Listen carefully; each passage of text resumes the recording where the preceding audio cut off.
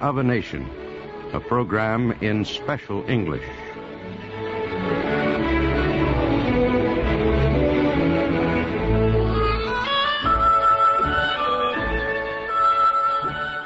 Two years of war, a bitter, bloody civil war, began to show their effects on both the Confederate States of the South and the Union States of the North. That was the story of the American Civil War in the early summer of 1863.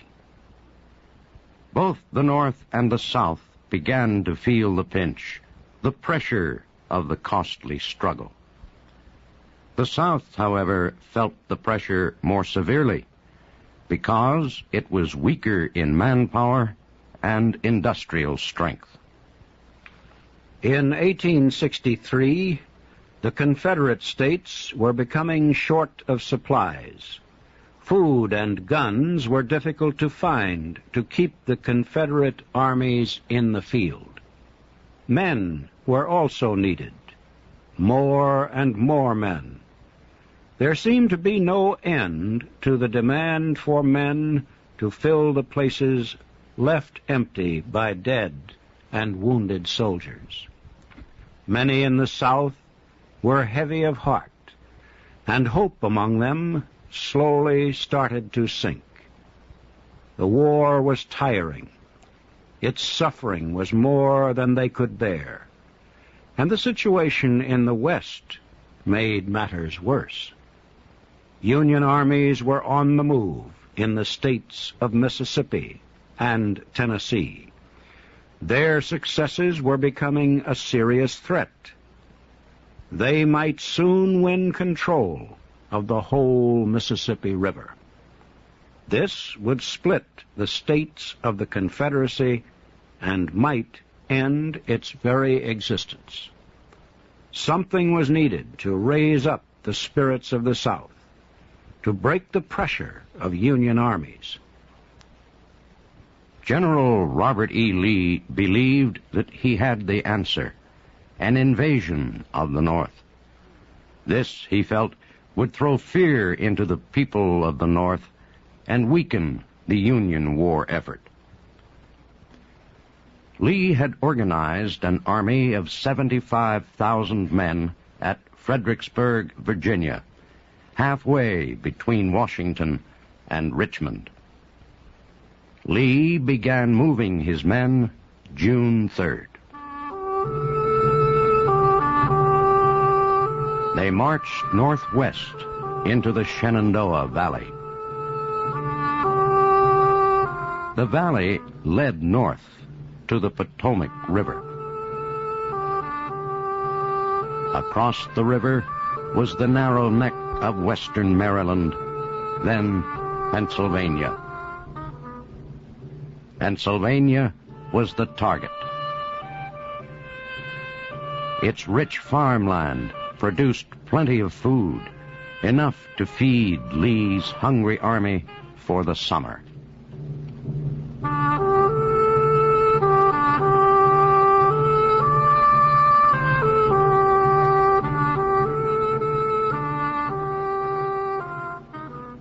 Standing in the way of Lee's army was a small Union force at Winchester in northern Virginia. There were only 7,000 Union soldiers, and they had no idea that the Confederate army was nearby. The Confederates easily defeated them. More than half of the Union troops were captured. The others fled. Now, there was nothing to stop Lee from marching into Pennsylvania. The huge Army of the Potomac was behind him, near Washington.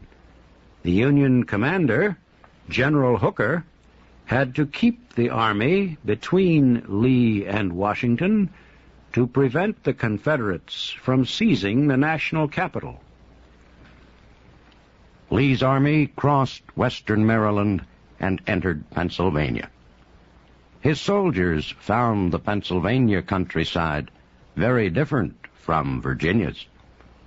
Virginia had been a battleground for 2 years, and the land showed it. Many of its farms had been destroyed. Its stores were empty. Pennsylvania had not been touched by the war. Its big farms were rich.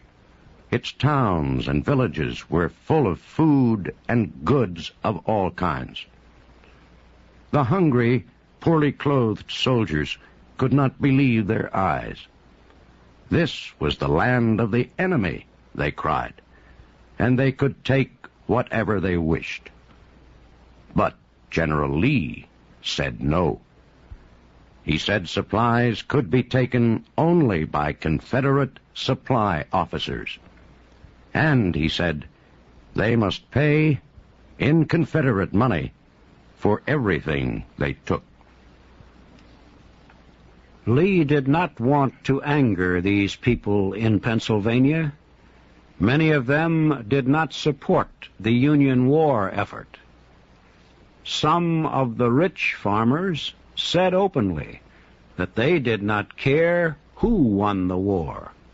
They said they only wanted to be left alone. Lee was sure that many in the North felt the same way. There had been signs that people were growing tired of the war. Coal miners in eastern Pennsylvania had shown their feelings toward the war a few months earlier. They rose up against a new law drafting men into the Union Army. The miners did not want to fight. They refused to join the army. They rioted and attacked officials who tried to take them. Soldiers were sent to the mining areas to put down the riots.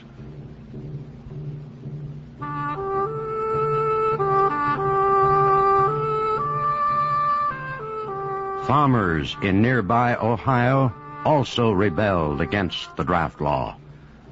They refused to be drafted. Instead, they took guns and battled soldiers who came to arrest them. Feelings against the war were growing stronger, not only in Pennsylvania and Ohio, but also in several other farm states of the North. These areas saw a growing support for a peace party, a political party opposed to the war. Leaders of this movement were Democrats called Copperheads. They got this name because they wore on their coats a copper penny with the head of an Indian. The chief Copperhead was a former Ohio congressman. His name was Clement Vallandigham. As a member of Congress, Vallandigham criticized the war and the Republicans. He told them, "The war for the Union is, in your hands, a most bloody and costly failure. War for the Union was abandoned, and war for the Negro was openly begun with stronger effort than before."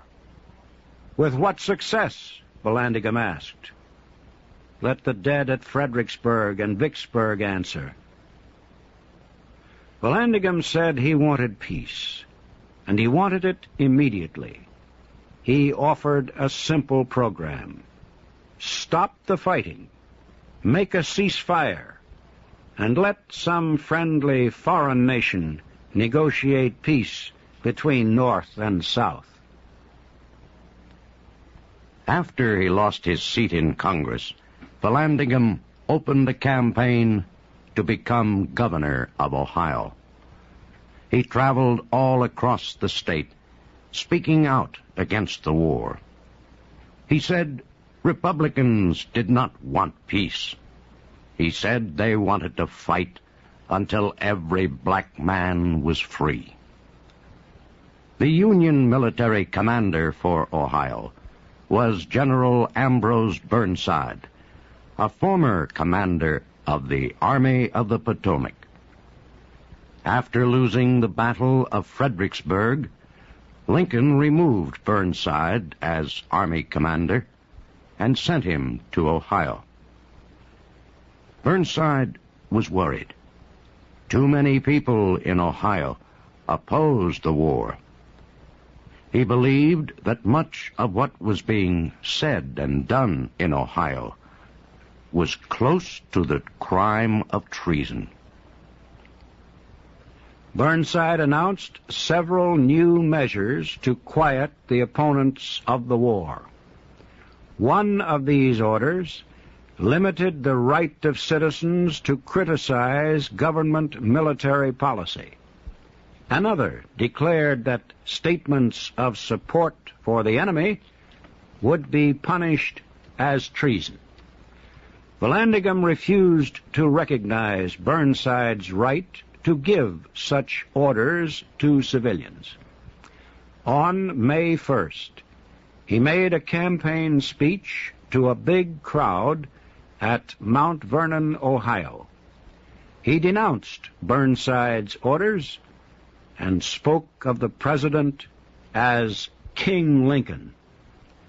Vallandigham claimed that Lincoln was using the war to become a dictator.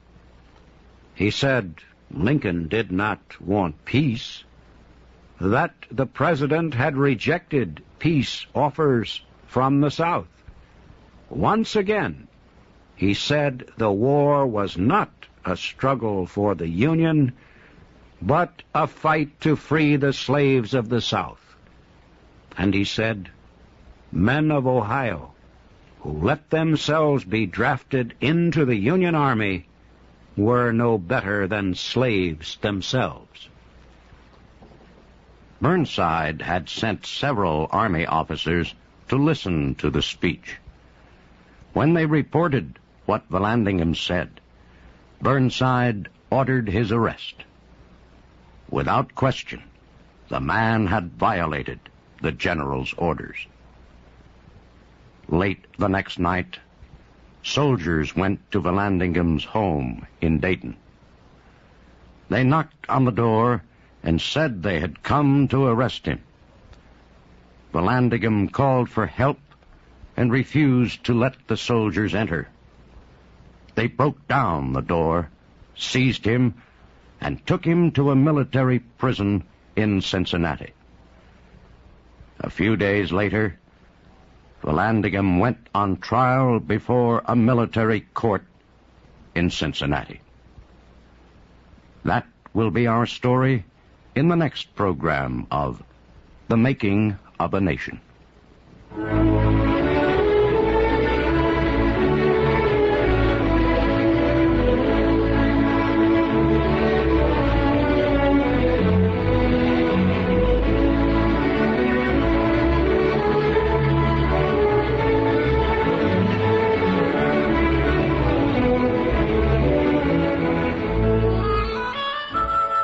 You have been listening to the special English program, The Making of a Nation. Your narrators were Jack Moyles and Morris Joyce. Our program was written by Frank Beardsley.